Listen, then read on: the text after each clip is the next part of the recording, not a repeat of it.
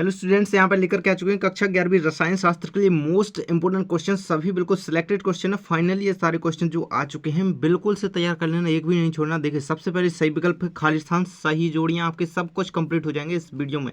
जो क्वेश्चन बचाऊंगा बिल्कुल अच्छी तरीके से कंप्लीट कर लेना। देखिए, पहला क्वेश्चन है, बंद निकाय में निकाय एवं परिवेश के मध्य द्रव्य का विनिमय है ना, तो क्या है, संभव नहीं है। बिल्कुल इसका सही आंसर हो जाएगा, संभव नहीं है। इसके बाद अगला क्वेश्चन आपका, 180 ग्राम पानी में मूलों की संख्या होती है तो कितनी होती है? 1 मूल, 10 मूल, 80 मूल, 100 मूल। 10 मूल आपका बिल्कुल सही आंसर यहाँ पे हो जाता है। इसके बाद अगला क्वेश्चन है, मेथेन का CH बंध कोण मान होता है तो 109.75 आपका यहाँ पे आंसर हो जाएगा इसका।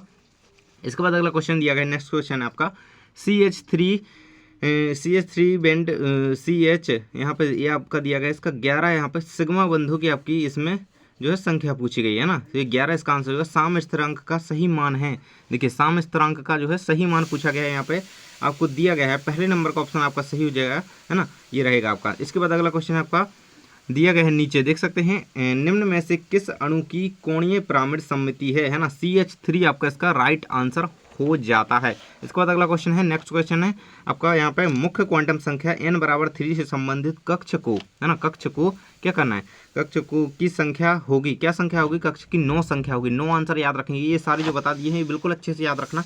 इसके बाद आगे बढ़ लेते हैं, यहाँ पे देख सकते हैं आप, आपके आगे के क्वेश्चन दिए गए हैं, रिक्त स्थान है ना, रिक्त स्थान यहाँ से स्टार्ट होते हैं, ये सारे बिल्कुल रट लेना। CO2 का द्विध्रुव आघूर्ण खाली स्थान होता है, CO2 का द्विध्रुव आघूर्ण जो होता है शून्य होता है, आंसर रहेगा। इसके बाद है, माइक्रो का मान क्या होता है, तो 1 × 10⁻⁶ होता है। HF का संयुग्मी क्षारक है, खाली स्थान है, स्पीसीज है। बिल्कुल याद कर लेना ये क्वेश्चन, जल्दी से कमेंट बॉक्स में आप बताते जाइए जो भी आपको पता है। एल्कीन का समकक्ष रूप विपक्ष रूप की तुलना में खाली स्थान होता है तो अधिक होता है। हाइड्रोजन परमाणु जिसमें केवल एक प्रोटॉन होता है आइसोटोप कहलाता है ना, ये रहेंगे आंसर आपके। इसके बाद आपके दिए गए हैं अगला क्वेश्चन, चुंबकीय क्षेत्र में स्पेक्ट्रम रेखाओं के विपाटन को जीवन प्रवाह कहते हैं। जीवन प्रवाह देखिए दिखा है, जीवन प्रवाह कहते हैं ना। इसके बाद आपके सत्य असत्य यहाँ से स्टार्ट होते हैं। देखिए, सत्य असत्य जो बता रहा हूँ सभी कंप्लीट कर लीजिएगा। इसके बाद देख लेते हैं यहाँ पे क्वेश्चन, प्रथम और 0 अंक से पहले आने वाला शून्य सार्थक अंक नहीं होता है तो सत्य रहेगा, है ना, ये आपका सत्य रहेगा पहला। इसके बाद ऊष्मा दहन डेल H का मान, है ना, डेल्टा H का मान सदैव ऋणात्मक होता है, ये आपका सत्य रहेगा। इसके बाद अगला क्वेश्चन है, क्लोरीन सर्वाधिक विद्युत चुंबकीय तत्व नहीं है, असत्य रहेगा, है ना। इसके बाद है आपका Sp2+ Pd2+ PbS सफेद अवक्षेप है, असत्य रहेगा ये आपका। इसके बाद अगला क्वेश्चन है आपका, अम्ल वाला, अम्ल प्रोटॉन ग्राही होते हैं तो ये असत्य रहेगा।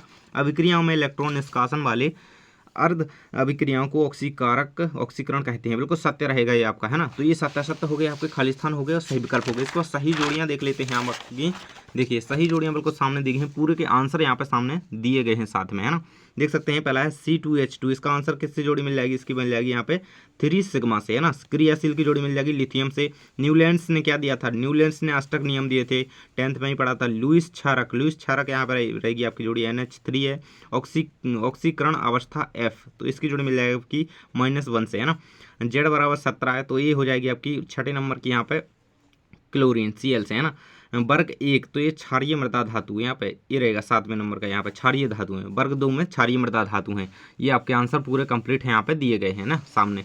इसके बाद देख सकते हैं आपके अगला क्वेश्चन है, एक शब्द या वाक्य में उत्तर लिखिए। एल्डिहाइड ईथर के क्रियात्मक समूह को सामान्य सूत्र लिखिए, तो C2H2N+1 ये रहेगा आपका एल्डिहाइड ईथर के क्रियात्मक समूह का सामान्य सूत्र। जिसने वीडियो को लाइक नहीं है कर लो, यहाँ पे मैं टेलीग्राम पे इसी प्रकार से क्वेश्चन बता चुका हूँ, आप यहाँ पे टेलीग्राम को ज्वाइन कर लेंगे, डिस्क्रिप्शन में लिंक दी गई है। इसके बाद नेक्स्ट क्वेश्चन आपसे पूछेगा, रुद्धोष्म प्रक्रम किसे कहते हैं, तो देखिए इसका आंसर बिल्कुल से कंप्लीट कर लेना। रुद्धोष्म प्रक्रम का यहाँ पे आंसर नहीं दिखा है लेकिन कंप्लीट कर लीजिए। इसके बाद है आपका पी कक्षक का आकार लिखिए, तो डंबलाकार होता है पी कक्षक का आकार, याद रखेंगे। इसके बाद BeCl2 अणु में कौन सा संकरण होता है, तो sp संकरण होता है BeCl2 अणु में, है ना। इसके बाद नेक्स्ट क्वेश्चन आपका DsP3 संकरण में बंध कोण होता है, तो 90 डिग्री का होता है ना। आपका यहाँ पर रहेगा Ni2+ से Ni0 परिवर्तन में कितने इलेक्ट्रॉन प्राप्त होंगे, तो 2 इलेक्ट्रॉन प्राप्त होंगे, यहाँ पे 2 आंसर आपका दिया गया है। इसके बाद दिया गया है कार्बोधनायन का संकरण लिखिए व उसमें कितने इलेक्ट्रॉन होते हैं, तो sp2 संकरण है इसका कार्बोधनायन का और इसमें 2 इलेक्ट्रॉन होते हैं ना, ये आंसर रहेगा आपका यहाँ पे कंप्लीट। इसका स्क्रीनशॉट ले सकते हैं आप, सभी आंसर अच्छे तरीके से याद कर लेंगे। इसके बाद आपके यहाँ आपके क्वेश्चन जिनके आंसर मैं आपको साथ साथ में बताते जाऊँगा। देखिए, आपको सबसे पहले कौन सा क्वेश्चन करना है, यहाँ पे दिया गया है। देखिए, ये वाला क्वेश्चन बिल्कुल रट लेना अच्छी तरीके से, इसको याद कर लेना है। यहाँ पे दिया गया है, योगक के मूलानुपाती सूत्र को, योगक के क्या करना है, मूलानुपाती मूलानुपाती सूत्र को यहाँ पे परिभाषित करना है। तो रहेगा पूरा आंसर इसका कंप्लीट। इसे अच्छी तरीके से याद कर लें, बिल्कुल नहीं भूलना है। देखिए, और साथ ही आपको क्या कर लेना है, ये यहाँ पे दिया है गुणित अनुपात का नियम लिखिए। तो ये याद कर लेंगे, यहाँ पे आंसर नहीं दिया गया है ना। इसके बाद है मूल अंश किसे कहते हैं, ये भी याद कर लेंगे, है ना। मूल अंश आप याद कर लेंगे ढूंढ ढांड के। ये रहेगा आपका किसी पदार्थ के अणु सूत्र एवं मूलानुपाती सूत्र में क्या संबंध होता है, ये याद करना है। पूरा आंसर सामने दिया है। बहुत ही ये आपको लाभकारी साबित होंगे आपकी परीक्षा में। यह याद कर लीजिएगा, एक भी क्वेश्चन नहीं छोड़िएगा जो अभी बता रहा हूँ इसमें, है ना। इसके बाद सेकंड क्वेश्चन करना है आपको। जो क्वेश्चन अभी बता रहा हूँ वो बिल्कुल ध्यान से देखिए। हुंड का नियम है ना, हुंड का नियम पूरा कंप्लीट करेंगे। पूरा स्क्रीन पर दिया गया है, देखिए ये रहेगा आपका हुंड का नियम। इसे कंप्लीट करने के बाद आगे बढ़ते हैं। यहाँ पे आपका अगला क्वेश्चन रहेगा अफवाह सिद्धांत क्या है। अफवाह सिद्धांत को अच्छी तरीके से याद कर लेंगे। जल्दी से कमेंट बॉक्स में बता दें कि किस किस को ये क्वेश्चन पहले से याद है। वैसे मैं पहले ये क्वेश्चन आपको बता चुका हूँ, जो कि पिछले वीडियो इंपोर्टेंट क्वेश्चन के थे, तब मैं आपको कंप्लीट करवा चुका हूँ, है ना। देखिए अफवाह सिद्धांत का यहाँ पे आंसर दिया गया है। देखिए मैंने इस प्रकार से आपको आंसर बताए थे, तब आपको बताया था। ये रहा अफवाह सिद्धांत, आपका सामने दिख रहा होगा आपको, है ना। ये रहा, इसी प्रकार से मैं आपको कंप्लीट करवा चुका हूँ। इसके बाद आपका नेक्स्ट क्वेश्चन रहेगा। नेक्स्ट क्वेश्चन की ओर बढ़ते हैं। यहाँ पे ये रहा, सेकेंड पेज में है ना। एंट्रोपी क्या है, देखिए ये करेंगे। एंट्रोपी क्या है, इसकी भौतिक सार्थकता समझाइए, है ना। तो इसे याद करके रखिएगा बिल्कुल अच्छी तरीके से, भूलना नहीं है एंट्रोपी को, है ना। ये कंप्लीट इसका आंसर रहेगा, ये दिख रहा होगा ना, एंट्रोपी। इसके बाद नेक्स्ट क्वेश्चन आपको कर लेना है। यहाँ पे दिया गया आपको इलेक्ट्रॉन स्नेही तथा नाभिक स्नेही क्या है ना। मैंने आपको बताया था कि वे विकर्ण जो इलेक्ट्रॉन के प्रति बंधता रखते हैं, यानी कि इलेक्ट्रॉन से जो स्नेह करते हैं वो इलेक्ट्रॉन स्नेही, और जो नाभिक से स्नेह करते हैं वो नाभिक स्नेही। उदाहरण याद रखेंगे दोनों के, यहाँ पे देखा गया है नाभिक स्नेही सामने दिख रहा होगा, और इलेक्ट्रॉन स्नेही, है ना। दोनों को अच्छी तरीके से कंप्लीट कर लेंगे। इसके बाद आपको क्वेश्चन करना है। यहाँ पे जो भी क्वेश्चन मैं आपको बता रहा हूँ वही क्वेश्चन तैयार करेंगे, है ना। देखिए यहाँ पे नीचे क्वेश्चन दिया गया था, इसका नियम कर लेंगे। उष्टबल तन्यता का नियम, ये क्वेश्चन कंप्लीट कर लेंगे, है ना। इसके बाद यहाँ पे दिए गए हैं, देखिए तो आपको कक्ष और कक्षक में, देखिए नीचे है ना, कक्ष और कक्षक में अंतर लिखिए। ये वाला क्वेश्चन कर लेना, आंसर यहाँ पर नहीं दिया गया है ना।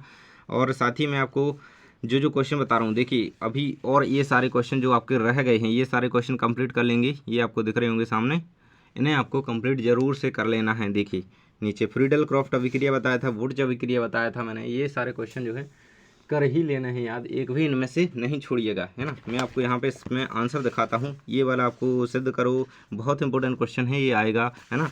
तो ये करके रखिएगा और यहाँ पे आंसर बताने का प्रयास करता हूँ। देखिए ये रहा आपका इलेक्ट्रॉन स्नेही और नाभिक स्नेही में प्रेरणिक प्रभाव को समझाइए। ये वाला क्वेश्चन 100% यहाँ पे कर लेना अच्छी तरीके से। ये रहेगा, इसके प्रकार पूछे गए, अनुप्रयोग पूछे गए हैं 3, तो ये रहेंगे इसके अनुप्रयोग यहाँ पे दिए गए हैं, देखिए, है ना, इसके प्रकार। तो इन्हें कर लेंगे अच्छी तरीके से, ये रहेगा पूरा यहाँ तक कंप्लीट आंसर इसका। तो ये जो सारे क्वेश्चंस मैंने आपको बता दिए, सभी क्वेश्चन अच्छी तरीके से तैयार कर लेना है ना। इन सभी क्वेश्चंस को तैयार करने के बाद आप अच्छा अपना पेपर करके आए हैं। टेलीग्राम अभी तक ज्वाइन नहीं किया है तो कर लीजिएगा। थैंक्स फॉर वॉचिंग, मिलते हैं अगले वीडियो में।